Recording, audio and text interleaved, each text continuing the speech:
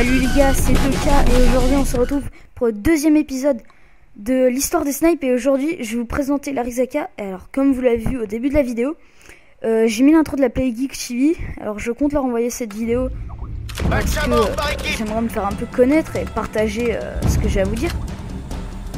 Alors vous allez voir là, pour l'instant je vais prendre le Springfield, mais après je vais repasser sur l'Arisaka. Alors je vais vite fait commencer parce que ça va être un peu long. Alors la conception du fusil Arisaka demeura standard dans l'armée japonaise impériale, pendant du siècle jusqu'à après la Seconde Guerre mondiale. L'Arisaka était précis, mais l'addition du cache antipulseur en métal au-dessus du boulon rendit sa recharge violente, sa chambre encline à s'obstruer. Donc c'était un peu chiant quoi, t'es pas très discret avec ça. L'Arisaka fut construit pendant une durée exceptionnellement longue, particulièrement en raison de la stature moyenne des troupes japonaises et du terrain serré de jungle dans lequel elles combattirent pendant la guerre, auquel s'adaptait bien l'Arisaka. Ce fusil avait néanmoins un défaut de taille, sa longueur importante faisait en sorte qu'il avait un énorme recul. Donc ça c'est un peu... Le Meiji 1938 ou le 38 fut remplacé en 1940 en faveur de l'Arisaka 99 tiré une nouvelle cartouche de 7,7 mm. Une continuée, je vais un peu me présenter. Alors mon pseudo c'est Toka, actuellement dans la Kizo. Je suis un sniper sur laquelle vous pouvez trouver le démontage sniper, fail, des vidéos fun, troll, et des vidéos explicatives des snipes comme celle-ci. Alors je vais vous dire un peu les caractéristiques de cette arme. Déjà c'est un fusil japonais, c'est pas très difficile à deviner. C'est un fusil, c'est pas un fusil de précision au départ, mais on peut rajouter une lunette. C'est une munition 6,5 de 50 mm. Ça tire 15 coups par minute, donc c'est pas énorme. Sa vitesse est de 731 mètres par seconde. Une portée maximale de 350 mètres. Et son poids est de 4,07 kg. Donc 350 mètres, c'est pas énorme, je trouve, comme portée. Peut-être qu'à l'époque c'était bien. Sa longueur est de 1975 mm et son canon est de 798 mm. Donc c'est un peu long. Sa capacité est de 5 cartouches. Et on peut mettre une lunette ajustable, un lance-grenade et une baguette. Alors maintenant je vais dire ce que j'en pense sur le jeu. Alors sur le jeu j'aime bien l'Arisaka parce que le rechargement de l'arme est rapide.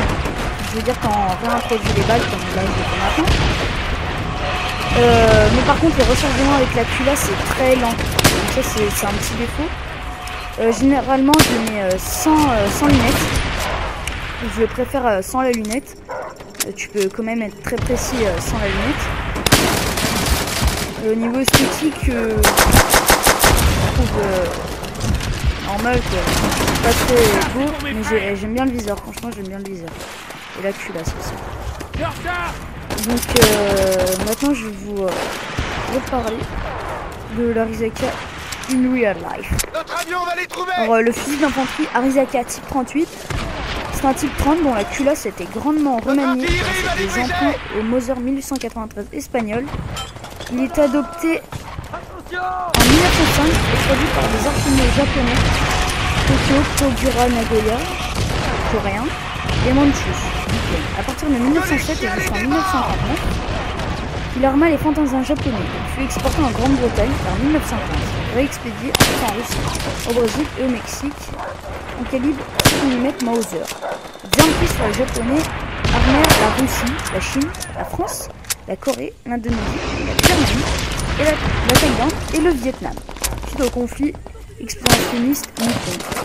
Il est en dérivé un fusil court et une carabine. Tous les fusils et carabines Arisaka sont protégés par deux oreilles et la hausse à planchette est graduée jusqu'à 2400 mètres. Il existe un cran de mire fixe étalonné pour 400 mètres. Le magasin à fond démontable contient 5 cartouches et pile un briquet. Alors le fusil court type 38, cette première version raccourcie est distribuée au génie, aux artilleurs, aux télégraphistes. Cette arme est distribuée à la cavalerie, la hausse est graduée jusqu'à 1500 mètres. La bretelle est fixée latéralement. Maintenant la carabine 38, cette arme est distribuée à la cavalerie, la hausse est graduée jusqu'à 1500 mètres. La bretelle est fixée latéralement, il n'existe plus rien. Donc voilà, c'est la fin de la vidéo et je vous dis à plus. Je vous conseille de laisser une petite vidéo, c'est vraiment intéressant de rester ici. Donc c'est la fin de la vidéo, à plus.